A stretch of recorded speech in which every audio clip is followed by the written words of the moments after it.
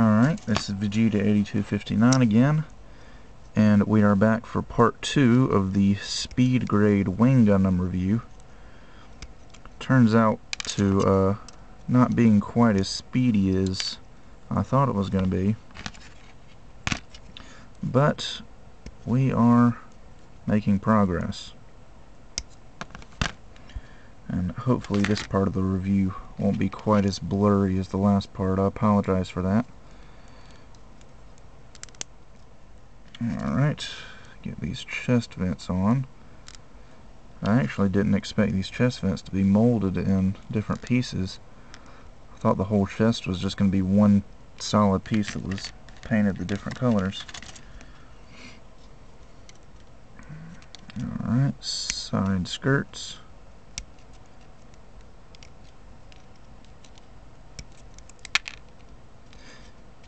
You may notice that instead of using gray, some of the warning symbols on these speed grade kits are actually done in silver paint, which I thought was kind of cool. Although, if you catch it in the wrong light, silver can look kind of annoying because you can't really read what it says if the light's too bright. Alright, front skirts, where are they at? Here they are.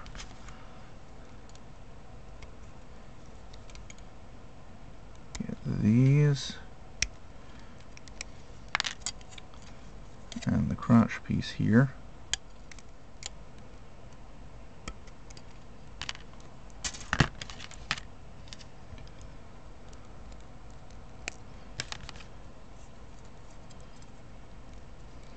Alright, and there we go. We're getting closer. I gotta find the hands. See, the hands are just one piece on Wing Gundam. On the RX-78, the hands were molded in two pieces, pretty similar to how they're made on a high grade.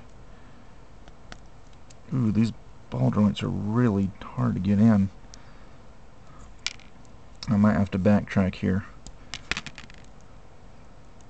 I think I just made my first mistake, because on the RX-78 that I built earlier, you could just insert the hands into the sockets like so without much trouble. It seems to be a little more difficult on Wing Gundam, but it looks like I'll be able to just force them in, although it's a little bit harder than I expected it to be. But anyway, the main portion of his body's done. So let's move on to the wings.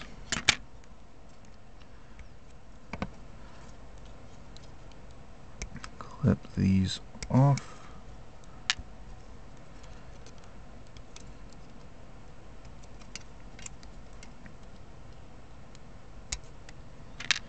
There we go. Done with that frame. Done with this frame.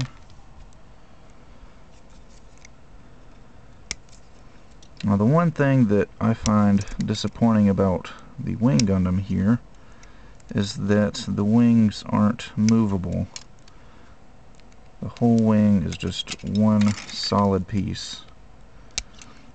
And although it is painted very well, I was kind of disappointed that they don't move at all. Alright, find this wing. Now we get the backpack.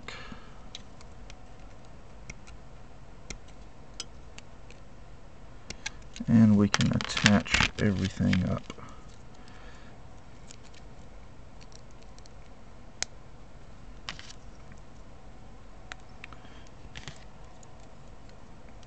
Alright, there we go. This piece fell off.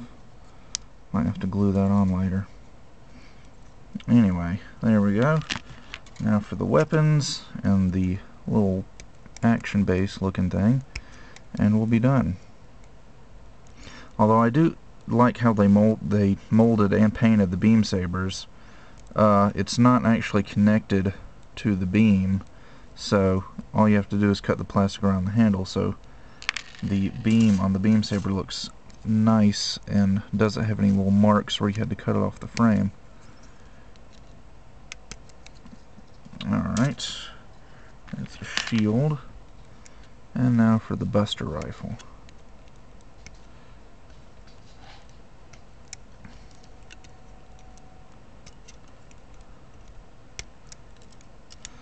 Now when I looked at the packaging on these kits, I didn't realize they had as many decals as they do. Well, not really decals, but they're painted on, but still they've got little warning signs and serial numbers all over them. And I just didn't realize they had as many as they did. Anyway, there we go. And Wing Gundam himself is pretty much finished. And each speed grade model comes with a little display base with the mobile suit's name written on it. And it's pretty much just like an action base, only not quite as fancy. Cut out these little joints and this stand, and we will be about done.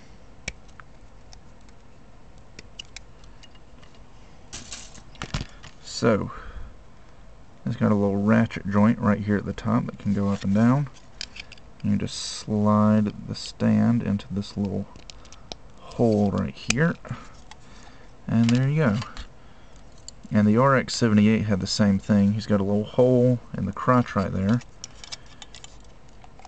You can put that up in there, and put Wing Gundam in any dramatic pose that might come to mind. So there we go. We're finished with the speed grade Wing Gundam, and it took about, what, 18 minutes? So yeah, I guess we'll go ahead and end it here, and in part 3 we will do the review of the speed grade Wing Gundam. It took a lot less time than Master Grade Camphor, didn't it?